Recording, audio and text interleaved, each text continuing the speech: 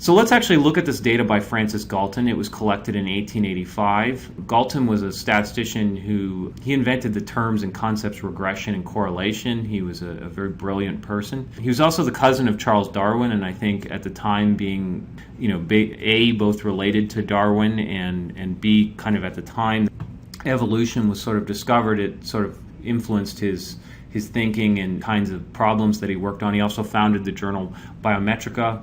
So anyway, he was a very interesting character. You should read up on him. He's just an interesting character in history. So let's look at his data that was formative in his coming up with the idea of regression. So the parents are all heterosexual couples. I think the measurements are all in inches. Because women tend to be a little bit shorter than men, he needed a correction. You couldn't just average the parents' height. So he multiplied the female heights by 1.08. And so let's not stress too much over whether or not this is the right thing to do. He also has another data set where it's just fathers and sons, so that you get rid of the complexity of adding a second gender. But for the time being, let's just kind of sort of forget about this and just assume that his correction is about right.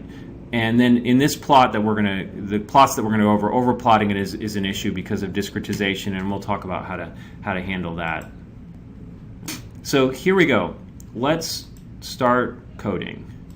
So first thing we're going to do is do library right here. Library using R. That's using R for introductory statistics is the name of the text that has this R package associated with it. We're going to get the data by doing data Galton. And I just put a semicolon here so that I didn't want a line break because I didn't have enough room for my plot. So if you want multiple commands on a single line in R, you have to put a semicolon between them, but if you put a new line each time, then you don't have to include that semicolon.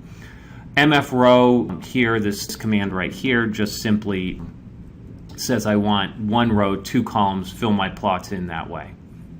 Okay, and then hist is histogram, and the $sign grabs that variable from my data frame. So Galton $child grabs the child variable, the Galton $parent grabs the parent variable. There's no missing data or any kind of complexities of that sort. Color blue, I want the color to be blue. Breaks tells me how many histogram breaks we'll have. Okay, and there's our two plots.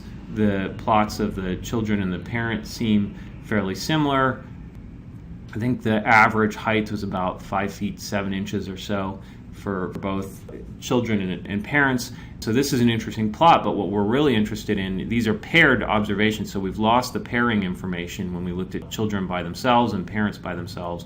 But we'd like to, because all of these children, their specific parents are also indicated in the data set, so we'd like to do something like a scatter plot to investigate the joint relationship. But before we describe that joint relationship, let's just talk about summarizing the marginal. So when I say marginal, I mean the distribution of children disregarding parents and the distribution of parents disregarding children. That's what I mean by marginal. So let's just talk about summarizing the marginal information in each of these by themselves. And let's think about, is there a way that we could describe the middle of these data sets? So let's let yi be the height of child I, for in this case there's 928 of them, and define the middle as the value that minimizes this quantity right here. The sum of the squared distances between the data and this middle value, mu. And that turns out to be the actual center of mass of the histogram. And let me just describe what I mean by that.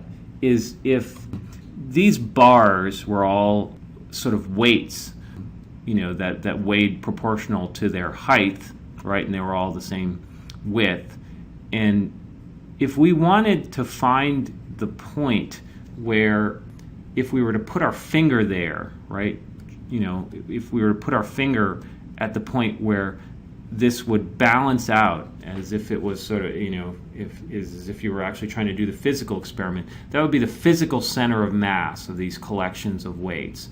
And that's exactly what minimizing this least squares criteria right here gives us, the physical center of mass. From a statistical perspective, it makes a lot of sense. Well, why don't we define the middle as that point that minimizes the distance from all the points, right? Find the point that if we were to take the average distance between all of the other points, squared distance in this case, the one that makes that the least, right? That seems like a reasonable place, and that's called least squares. Kind of for obvious reasons, right? All these guys are squared, and we're trying to find the minimum.